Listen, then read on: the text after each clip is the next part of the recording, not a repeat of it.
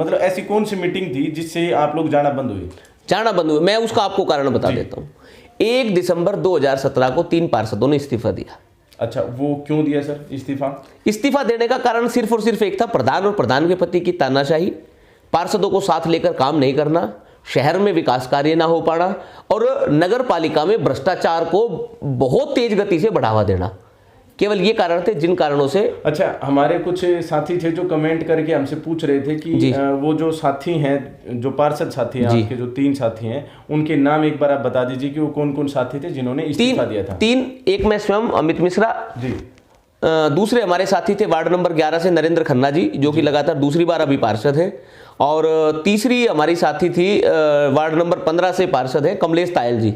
हम तीनों ने केवल इन्हीं कारणों से जो मैंने अभी बताया, प्रधान और प्रधान के पति का तानाशाही रवैया, नगर पालिका में बहुत तेज गति से बढ़ता भ्रष्टाचार, शहर में विकास कार्य ना हो पाना, हम वार्ड के लोगों को जवाब नहीं दे पा रहे थे कि हम काम क्यों नहीं करवा पा रहे, क्योंकि टेक्निकल चीजें आम आदमी नहीं समझ पाता कि नगर पालिका में क्या समझ पा रहा है। लोगों को इस चीज से मतलब होता है कि मेरा ये काम है, मेरी ये गली है, मेरी ये स्ट्रीट लाइट है, ये लगनी चाहिए, ये सड़क बननी चाहिए, लेकिन ना तो हम वो काम करवा पा रहे थे और ना लोगों को ठीक प्रकार से समझा पा रहे थे। तो जबरदस्ती पद के साथ चिपके रहने में कोई फायदा नहीं है। हमने अपने पद से इस्तीफा दिया। उस इस्तीफे के ऊपर सरकार नहीं चाहती थी कि हमारा इस्तीफा मंजूर हो। 60 दिन का समय होता है, सरकार ने हमारे इस्तीफों को मंजूर नहीं किया। इस चीज को सुरेंद्र बंटी जी ने और रीना जी ने अपना प्रेस्टीज का इशू बना लिया और उसके बाद से उन्होंने हमें सब बैठकों में बुलाना बंद कर दिया।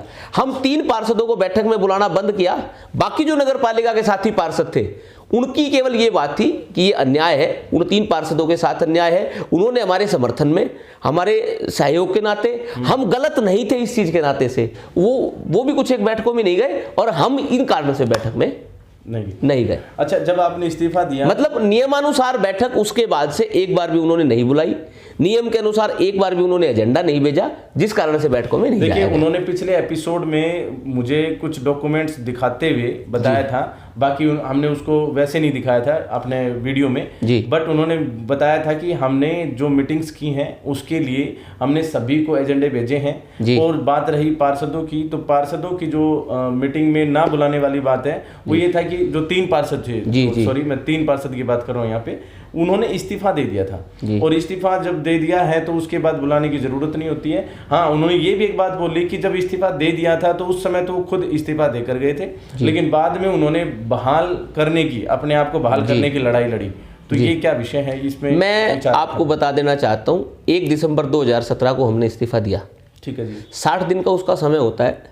इन बिटवीन 23, जिस चीज का वो चर्चा कर रहे थे, आपके पिछले इंटरव्यू में भी उन्होंने चर्चा करी, 23 दिसंबर को हमने एक पत्रकार वार्ता करी किसी और विषय को लेकर, लेकिन किसी एक पत्रकार साथी ने उस इस्तीफे के बारे में भी उसमें चर्चा करी हमसे कि आपने इस्तीफा दिया था, उसका क्या चल रहा है। उस पत्रकार वार्ता में मैंने जवाब दिया, मैंने स्वयं ने जवाब दिया, हम इस्तीफा दे चुके हैं, 23 दिन इस्तीफा दिए हुए हमें हो गए हैं, अभी तक सरकार ने उस पर कोई संज्ञान नहीं लिया है, ना तो उनको नामंजूर किया है ना उनको मंजूर किया है। ठीक है, ये बात मैंने उसमें कही।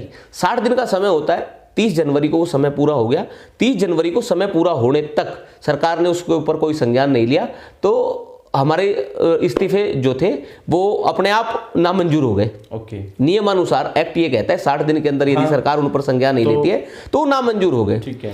उसके बाद किसी प्रकार की हमारे ऊपर कोई रोक नहीं थी। उसके बाद उन्होंने तानाशाही करते हुए हमें मीटिंग में बुलाना बंद कर दिया। नहीं, फिर आप उस समय जैसे 60 दिन हो गए थे तो आप वापस, अगर वो ऑटोमेटिकली कानून ये कहता है कि 60 डेज के बाद आपके इस्तीफे ऑटोमेटिकली नामंजूर हो जाएंगे, यानी निरस्त हो जाएंगे, तो फिर आप बहाल क्यों नहीं हुए?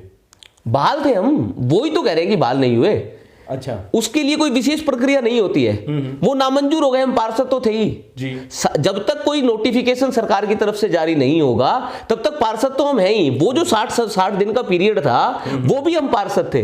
अगर सरकार की तरफ से कोई नोटिफिकेशन जारी होता तब हमारे पद खाली होते। हम पार्षद उस दिन तक भी रहते जब तक सरकार से कोई नोटिफिकेशन नहीं आता।